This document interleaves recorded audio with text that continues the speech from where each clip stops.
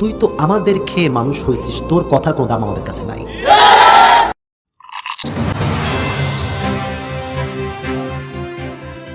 যেহেতু বেশিরভাগ নারীরা জীবনের শুরু থেকে নিয়ে বড় হওয়া পর্যন্ত বাবার কাছেই খায়, ভাইয়ের কাছে খায়, নিজেরা কোনো আয় রোজগার সাধারণত করে না। যখন এই মেয়েটার বিয়ের বয়স আসে, বাংলাদেশের বেশিরভাগ বাবা, বেশিরভাগ ভাই বিয়ের সময় তার বোনকে, বেশিরভাগ বাবা তার মেয়েকে কার সঙ্গে বিয়ে দিবে মেয়েটাকে অনুমতি নেওয়ার প্রয়োজন বোধটা করে না।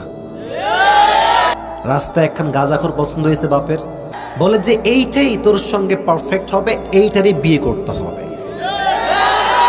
তো মেয়েরা যখন বলে যে আব্বাজান আমি তো এটা পছন্দ করি না, এটা আমার চয়েস না, এটার সঙ্গে আমার যায় না, পার্সোনালিটি ম্যাচ খায় না, তখন আব্বা এবং ভাই কি বলে জানেন? তুই তো আমাদের খেয়ে মানুষ হয়েছিস, তোর কথার কোনো দাম আমাদের কাছে নাই।